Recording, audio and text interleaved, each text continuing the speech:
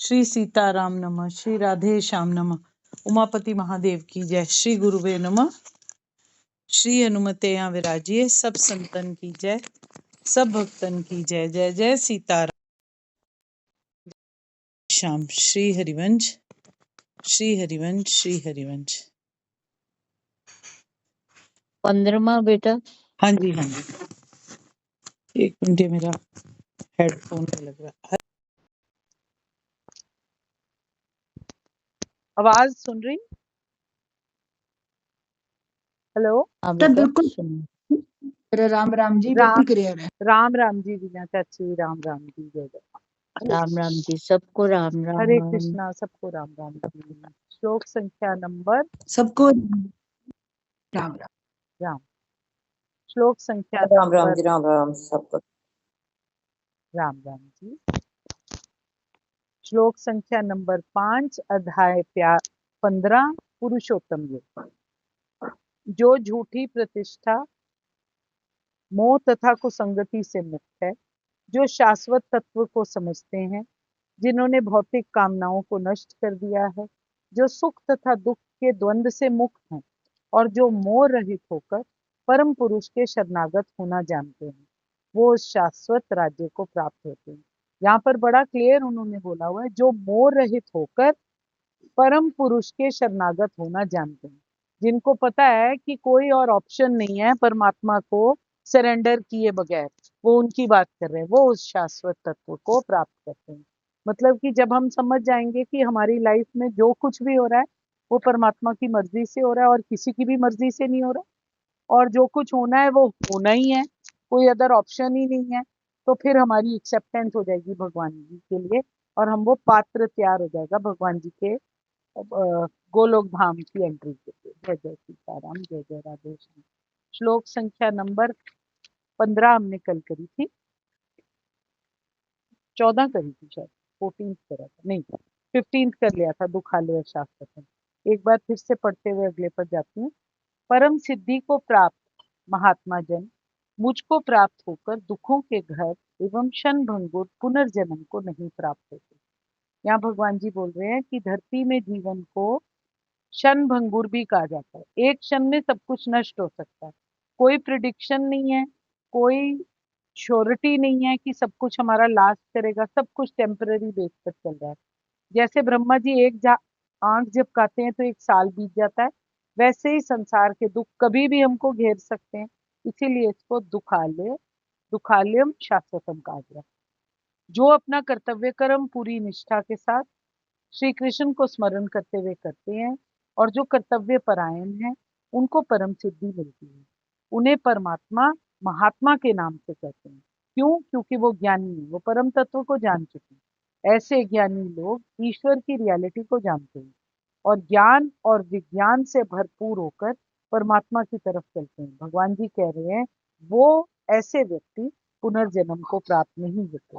मुझे प्राप्त करके महापुरुष जो भक्ति योग से रत रहते हैं, कभी भी दुखों से पूर्ण इस अनित्य जगत में नहीं लौटते, क्योंकि उन्हें परम सिद्धि की प्राप्ति हो चुकी है। ये जगत तो कलेश से भरा हुआ है, जन्म मृत्यु जरा रोग, ये सब कुछ हमको हर समय घेरे रखता है। जिसको परम धाम प्राप्त होने का चांस मिलता हो, वो यहाँ पर वापस कभी नहीं लौटना चाहता। इसीलिए गोलोक वृंदावन जो है वो हमारी परम गति, भौतिक जगत और उसके विषय विकारों से कहीं परे ये अवर्णनीय स्थान जो बहुत खूबसूरत और परमात्मा का स्थान है, वो हमारा चरम लक्ष्य है और ये महात्माओं का भी गंतव्य है और हमारा भी गंतव्य है। श्लोक संख्या नंबर 16। हे अर्जुन, ब्रह्मलोक पर्यंत सब लोग पुनर्वर्ती हैं, परंतु हे कुंती पुत्र, मुझको प्राप्त होकर पुनर्जन्म नहीं होता, क्योंकि मैं कालातीत हूँ और ये सब ब्रह्मादि के लोक काल के द्वारा सीमित होने से अनित्य है। एक बार फिर से, हे अर्जुन, ब्रह्मलोक पर्यंत सब लोग पुनर्वर्ती हैं, परंतु हे कुंती पुत्र, मुझको प्राप्त होकर पुनर्जन्म नहीं होता, क्योंकि मैं काल अतीत हूँ और ये सब ब्रह्मादि के लोग काल के द्वारा सीमित होने से अनित्य है।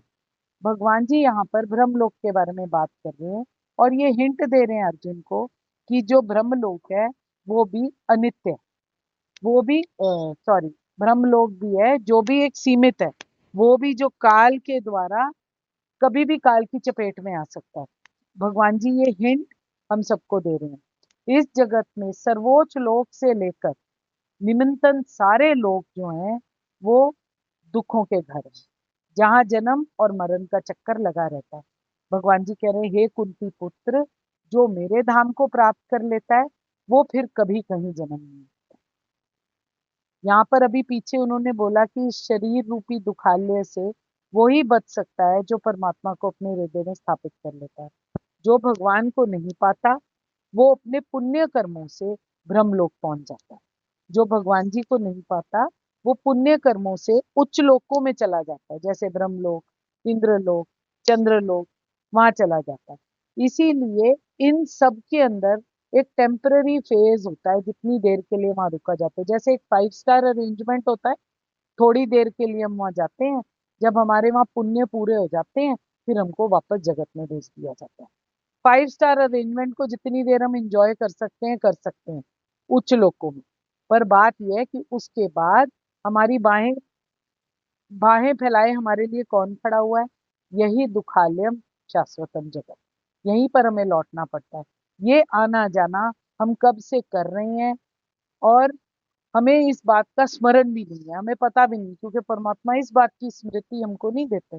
अपनी स्मृति दे देते हैं अगले जन्म में, पर हमारे साथ क्या हो चुका है और कौन सी लाइफ हम लीड कर चुके हैं, कौन सी इम्पर्मानेंस में हम रहते थे, उसके बारे में भगवान जी नहीं बताते। आते जाते रहते हैं, ये एक भगवान जी की गेम है। जो कुछ भी हम पाते हैं थोड़े समय में वो हमसे छिन जाता है या खत्म हो जाता है। यहाँ पर भगवान जी बोल रहे हैं कि जो भौतिक ब्रह्मांड है उसकी भी एक अवधि है, ये परमात्मा ने अपने आप डिसाइड कर रखी है।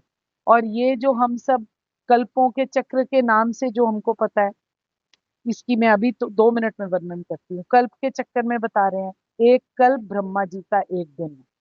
ब्रह्मा जी की सृष्टि में जैसे 4 युग हैं, सतयुग, त्रेता युग, द्वापर युग और कलयुग। ये चारों युग जब 1000 बार आकर पूरे हो जाते हैं तो ब्रह्मा जी की आयु पूरी हो जाती है। ये चारों युग, सतयुग, त्रेता युग, द्वापर युग और कलयुग, 1000 बार जब आकर पूरे हो जाते हैं, दोबारा ये पूरी चक्कर चलता रहता है। चारों युग आते हैं, चले जाते हैं, फिर चारों युग आते हैं। जब एक एक हजार बार ये सारे युग आ जाते हैं, उसके बाद ब्रह्मा जी की आयु पूरी होती है। आयु की समाप्ति पर सारी सृष्टि ब्रह्मा जी के मन में वापस लीन हो जाती है। यहाँ पर भगवान जी ये बताने की कोशिश कर रहे हैं कि जो कुछ भी आप देख रहे हो वो सब कुछ नष्ट होगा। चाहे योगी कर्म योगी हो, चाहे ज्ञान योगी हो, चाहे हठ योगी हो, पर उसको भक्ति योग में तो सिद्धि प्राप्त करनी ही पड़ेगी, तभी वो परम धाम को प्राप्त हो सकता है, तभी वो परमात्मा के दिव्य धाम को जा सकता है। यहाँ से वो फिर वापस नहीं आता। पर जो सर्वोच्च भौतिक लोगों अर्थात देव लोगों को प्राप्त होते हैं, किसी वजह से पुण्य बहुत सारे कर लिए, फिर उसके बाद डिसीजन होती है कि वापस तो आना जरूरी है, पर उतनी देर के लिए थोड़ी इंजॉयमेंट इनको दे देते हैं, तो भगवान जी हमको उच्च लोकों में भेज देते हैं, जैसे ब्रह्मलोक, चंद्र लोक, इंद्रलोक और ऐसे उच्चतर लोग उसके बाद पृथ्वी पर वापस गिर जाते हैं। यदि ब्रह्मलोक में वह पृथ्वी पर गिरकर लौट आते हैं, ब्रह्मलोक से वापस लौट आते हैं, तो उसको ये पूरी दुखालय लाइफ दोबारा जीनी पड़ती है। जो उच्चतर लोकों में भी परमात्मा के नाम में प्रगति करते रहते हैं, उनके नाम का स्मरण कीर्तन करते रहते हैं, तो वो फिर भी चांस होता है कि भी वो भगवान जी को प्राप्त होते हैं। जब इस भौतिक ब्रह्मांड का प्रलय होता है तो ब्रह्मा तथा परमात्मा में निरंतर प्रवृत्त उनके भक्त अपनी इच्छा अनुसार आध्यात्मिक ब्रह्मांड को तथा विशिष्ट वैकुंठ लोकों को भेज दिए जाते हैं। जय जय सीताराम। अब भगवान जी बता रहे हैं कि डायरेक्ट लाइन मेरी तरफ नहीं है, जो तुम कर्म कर रहे हो उन कर्मों के बेस पर पहले तुम्हारी एक क्या कहते हैं, जैसे जब फ्लाइट जारी होती है तो वो क्या बोलते हैं ना, स्टॉप पे एक स्टॉप लेती है कई बारी, या ट्रांजिट में होती है तो बीच में उसकी कई स्टॉप होती है, हॉल्ट करती है थोड़े घंटों के लिए, फिर उसके बाद गंतव्य पर पहुंचती है। आइडेंटिकली ये हमारा तरीका है। अगर हम वहां पर स्मरण करते रहें और वापस जब हम दोबारा से पैदा होते हैं और अपने कर्मों के चक्कर को किसी बार नष्ट कर लें, तभी हम परमात्मा की प्राप्ति कर सकते हैं। उसके लिए हमको निरंतर स्मरण, कीर्तन, कथा सेवन सब कुछ करना पड़ेगा। भगवान जी की गुण लीला डिस्कशन, ये सब कुछ करना पड़ेगा। अदरवाइज हमारे कर्म चक्कर से हम कभी मुक्त नहीं हो सकते। बार बार नष्ट होना और उत्पन्न होना, जिसका स्वभाव हो एवं जिनमें निवास करने वाले प्राणियों को मुक्त होना निश्चित ना हो, उन लोगों को भगवान जी कहते हैं ये पुनरावृत्ति है। ऐसे लोगों को क्यों पाना? गोलोक धाम जाने के लिए शरणागति होने की आवश्यकता है, जिसकी तरफ हमको कदम उठाने चाहिए। इसके बाद हम श्लोक संख्या नंबर 17 कल करेंगे। आज सॉरी मेरी गलती होगी, काफी टाइम मैंने आज ले लिया। एक बार श्लोक संख्या नंबर 17 पढ़ते हुए आगे चलते हैं। ब्रह्मा जी का जो एक दिन है उसको 1000 चतुर्युगी, राम राम, चतुर्युगी तक की अवधि वाला, और रात्रि को भी 1000 चतुर्युगी तक की अवधि वाला जो पुरुष तत्व से जानता है, वो योगी जन काल के तत्व को जानने वाला है। यहाँ युग शब्द का मतलब दिव्य युग का वाचक, जो सतयुग, त्रेता युग, द्वापर और कलयुग, चारों युगों के समय के मिलने पर होता है। ये देवताओं का युग कहा जाता है, इसीलिए इसको दिव्य युग के नाम से भी जानते हैं। इस देवताओं के समय का परिमाण हमारे समय के परिमाण से 360 गुना अधिक माना जाता है। मतलब देवताओं का एक तो 360 दिन हमारे, इसीलिए इसको दिव्य युग कहते हैं। हमारा एक वर्ष देवताओं के 24 घंटों का एक दिन रात, हमारा एक वर्ष देवताओं के 24 घंटों का एक दिन रात, हमारे 30 वर्ष देवताओं का एक महीना, हमारे 360 वर्ष उनका एक दिव्य वर्ष होता है। एक बार फिर से पढ़ती हूँ। हमारा एक वर्ष देवताओं के 24 घंटों का दिन रात, हमारे 30 वर्ष देवताओं का एक महीना, और हमारे 360 वर्ष उनका एक दिव्य वर्ष बनता है। ऐसे जब 12,000 दिव्य वर्षों तक का एक दिव्य युग कहा जाता है। ठीक है, फिर से पढ़ती हूँ लास्ट वाला। हमारे 360 वर्ष जैसे हो जाते हैं तो देवताओं का एक दिव्य वर्ष होता है। हमारे 360 वर्ष देवताओं का, हमारे 360 वर्ष देवताओं का एक दिव्य वर्ष। ठीक है, जब ऐसे 12,000 दिव्य वर्ष हो जाते हैं उसको हम दिव्य युग कहते हैं। इसे महायुग या चतुर्युगी भी कहा जाता है। ये कल हम फिर से डिटेल में कर लेंगे। अभी यहीं पर विश्राम। यहाँ पर बस एक बात कहनी बहुत जरूरी है, जिसको कह रहे हैं कि ब्रह्मा जी के दिन रात की अवधि जान लेने पर भी मनुष्य को ब्रह्मलोक और उसके अंतर्गत सभी लोकों का ज्ञान हो जाता है कि ये सारे जो लोग हैं ये अनित्य हैं। वहां का भोग भी अनित्य और विनाशी है। भगवान जी ये हमको किस लिए बता रहे हैं? कि वो ये बताने की कोशिश कर रहे हैं कि जिसने ये सृष्टि रची है उसका भी प्रलय होगा, सब कुछ खत्म होगा। जब वो खत्म होगा तो हम क्या चीज है इतनी बड़ी सृष्टि में? अतः भगवान का प्रेम पूर्वक निरंतर चिंतन करके शीघ्र से शीघ्र उनको प्राप्त कर लेना ही हमारे लिए बुद्धिमानी है। इसी में मनुष्य जन्म की सफलता है।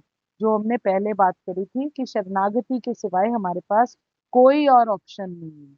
जो इस प्रकार समझ लेता है वो ये दिन रात्रि रूप काल के तत्व को जानकर अपने अमूल्य समय की सफलता का लाभ उठाने की कोशिश करता है और अपना व्यर्थ समय मनुष्य जीवन में नष्ट नहीं करता। जय जय सीताराम, जय जय राधे श्याम। कृष्णाय वासुदेवाय हरे परमात्मने प्रणतकलेशनाशाय गोविंदाय नमो नमः। मैं आपके हृदय प्रेम प्रभु को नमस्कार करती हूँ। मुझसे अगर कोई भूल त्रुटि है तो कृपया मुझे क्षमा कीजिएगा। जय जय सीताराम, जय जय राधे। श्री हरिओम, श्री हरिओम, श्री हरिओम।